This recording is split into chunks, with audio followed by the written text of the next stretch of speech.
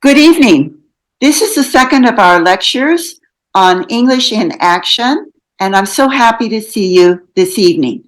We're going to be talking about why listening is so important in business and life and how to make it better. My name is Elizabeth Elmer.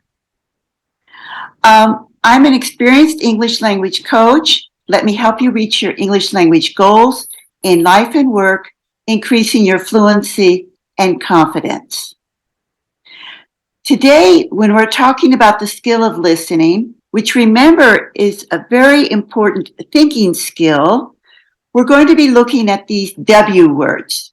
So we're going to be talking about what is listening, when do we need listening in business, why is listening so important in a business setting, and you could extend from there as to why it's important in your personal life. Here's another what. This second what is, what are the sub-skills? Listening is our big skill, and we have sub-skills, and those are the things that we need to use as teaching points or as learning points. And the last one is how. How can we use and improve listening? Basically, what kind of practices can you do or have? So the first one is what? What is listening? Well, listening is involved with sounds, and at the most basic level when we're dealing with children, we're talking about sound, symbol, correspondence. How we relate sounds and symbols being letters and words. So listening is receiving sounds, but also remember it's a thinking skill.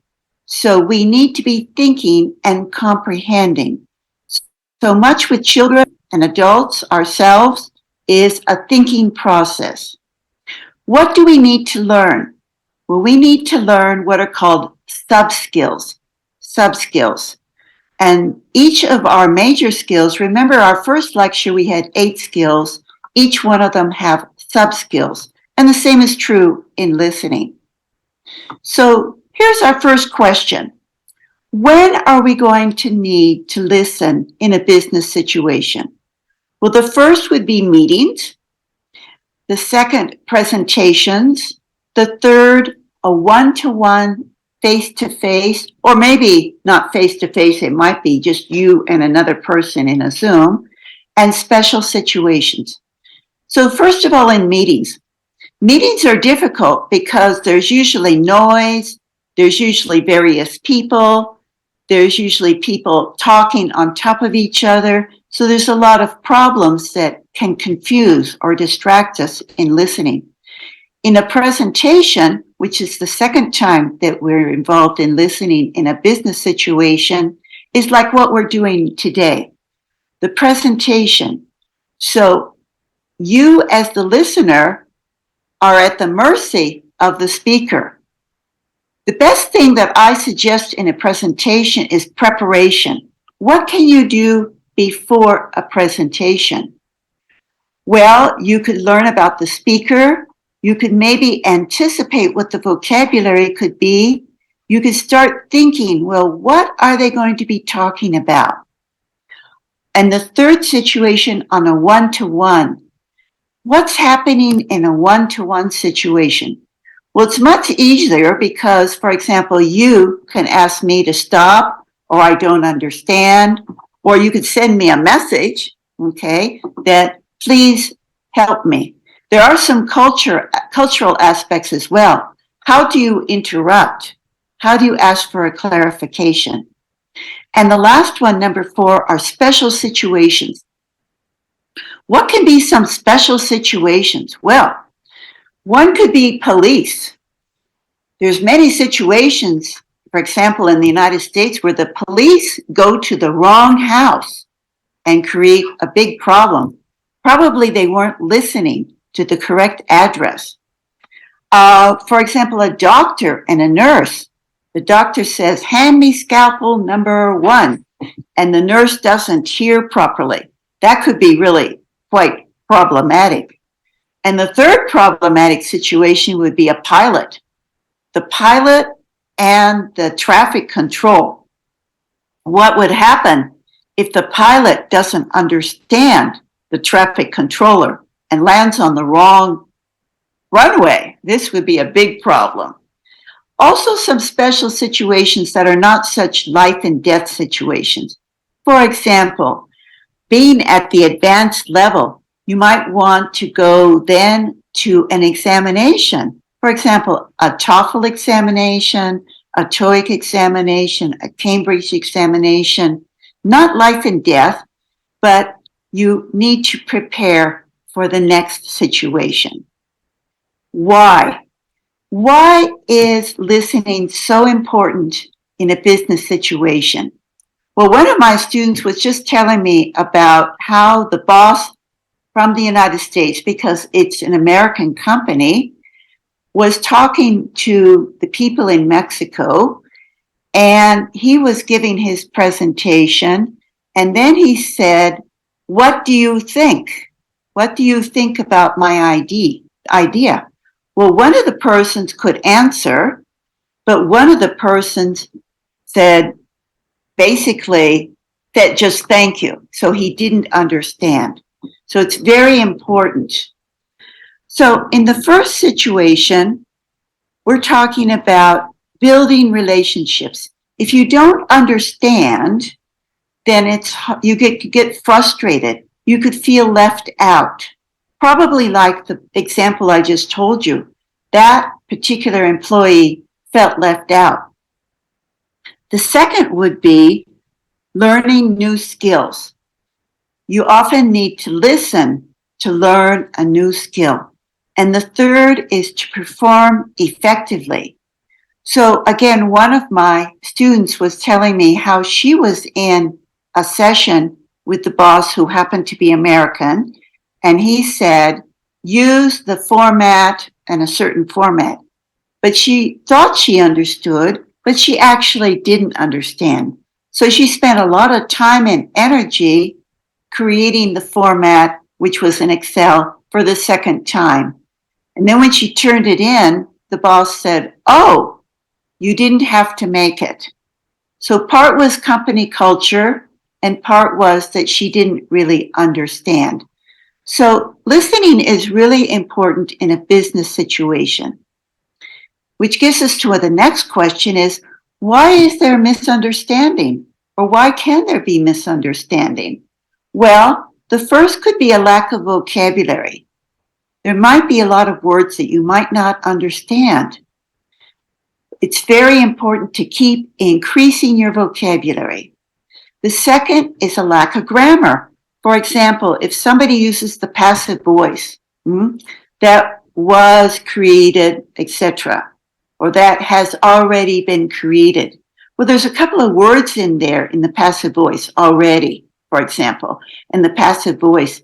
And if you're not familiar with the passive voice, then it could create a misunderstanding.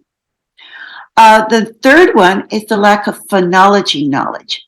For example, not knowing or realizing or identifying the accent, for example, from India, or a second language learner from Singapore, for example, or even from the United States. There's lots of different dialects.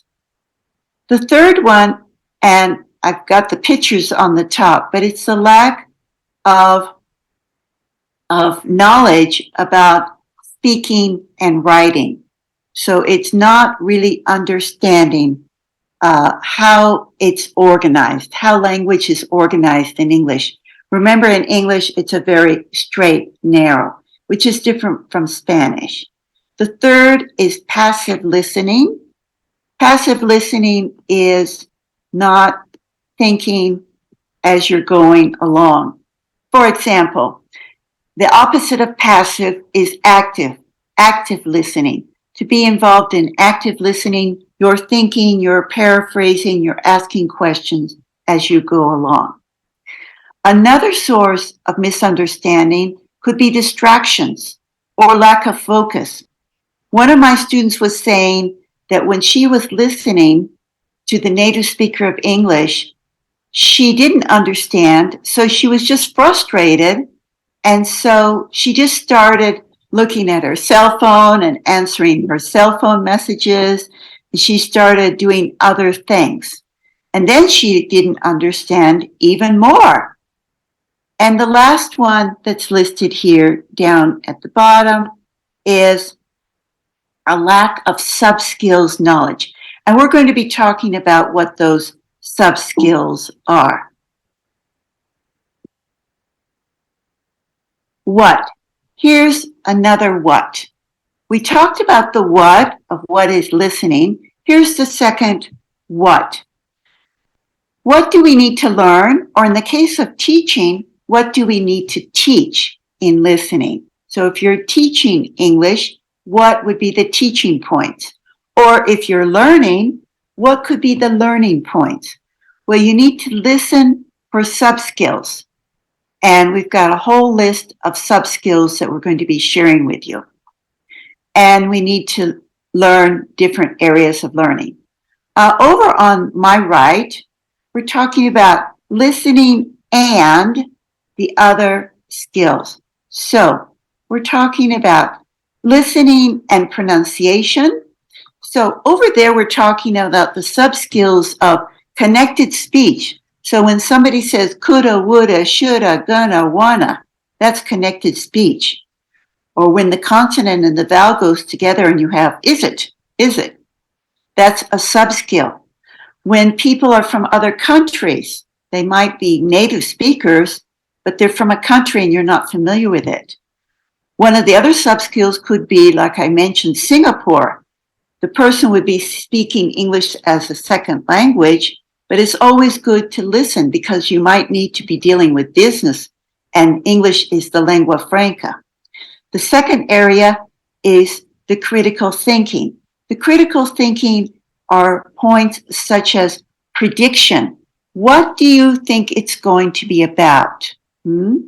So in the Fluency Club, we had the video about almost there. You know, before the video or the pre-listening skills are, what do you think it's going to be about? So it could be prediction. It could be another aspect, such as thinking skills, like perhaps we need to stop and go on with what a thinking skill would be, such as, for example, a thinking skill could be prediction as one, main idea as another, details as another. So you listen to something and, you know, what is the main idea? Are you completely lost, or can you figure out what the main idea is? Culture and cultural aspects or cultural differences. So also in the Fluency Club, we had the main character, which was Tiana, who was a Black American, and she was in New Orleans, and she came from a different cultural background, even though she was American. So you could be listening, but there would be these things that would be hard to understand. Vocabulary. So if you don't understand all the vocabulary, it's hard. But many of the skills are just trying to understand from context. Maybe I don't understand all the words, but I can guess. So vocabulary, I can guess a lot of things if I'm thinking, and hopefully we're involved in critical thinking skills or active thinking skills. Reading, writing, psychology. Well, listening relates to reading, listening relates to writing, listening relates to psychology. Okay, active learning or active listening involves listening to the person, eye contact with the person, encouraging the person as the listener.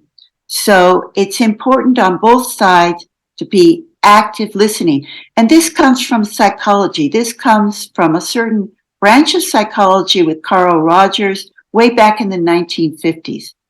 And the next area being speaking. Here's a sample listening practice. So when you're teaching or when you're learning at home, this is a simple exercise.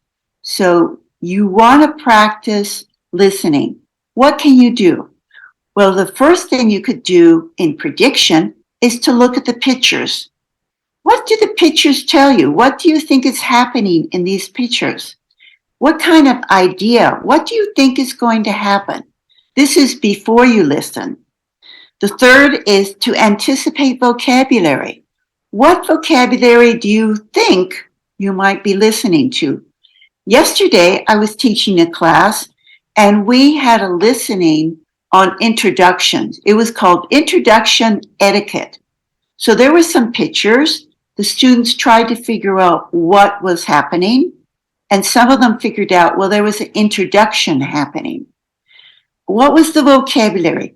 So they tried to figure out what were some words in vocabulary about introductions. So, nice to meet you, relationship, steer the conversation, etc.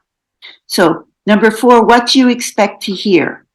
And so we looked at the title. The title was Listening Etiquette. And so we came up with some ideas about this particular listening was going to be about some polite ways to introduce somebody. Number 5 over here is the word gist. You might not be familiar with the word gist. It means main idea. What is the main idea? So you listen to something and then you go, what are they talking about? What is the main idea? What is the gist? And then you play. You play the track again. So you ask them, listen for the main idea. And then afterwards, you ask another person, a student, or you ask yourself, what was the main idea? What were they talking about? Were they happy, sad, etc.? The next is details. What are the details? And typical English language books and typical business English books always ask detailed questions, like true and false, these kinds of questions. Then you could play again and check your answer. And then typically there's a speaking or writing activity that comes next. Here's an example from a wonderful book that I found, and it's a business English book. And here are 2 of the pages from this book to show you how this particular book uses a simple language production that we just talked about, or a simple lesson order. For example, if you look at the picture, here's a photograph of somebody and she's looking at her desk calendar. And then way down at the bottom, you see a watch, you see somebody shaking hand, you see another clock, you see a man running, you see somebody that's happy, and you see another man that's running, okay? So these pictures down here are people that are really stressed out. And this girl up here looks really stressed out also. We look at the title, and we see the title is Time Management. So we get an idea what this particular listening is going to be about. And then we try to think about, well, what could be some of the words? So we have make up for time, behind schedule, delay, deadline, prioritize, etc. Then what would happen is you would read the listening. In this case, it's also a reading. And then there are detailed questions. And before the detailed question, we would ask, well, what is the main idea? There are vocabulary exercises, there's more listening exercises, and up here at the top, there's a role play, which is a speaking activity and a writing activity. So this is typically what happens in a listening exercise. You don't need a book, you would just need exercise. Now, you could come up with lots of different books. There are lots of different books that can help you. You can find exercises in the British Council, in preparation for examination, like the TOEFL examination.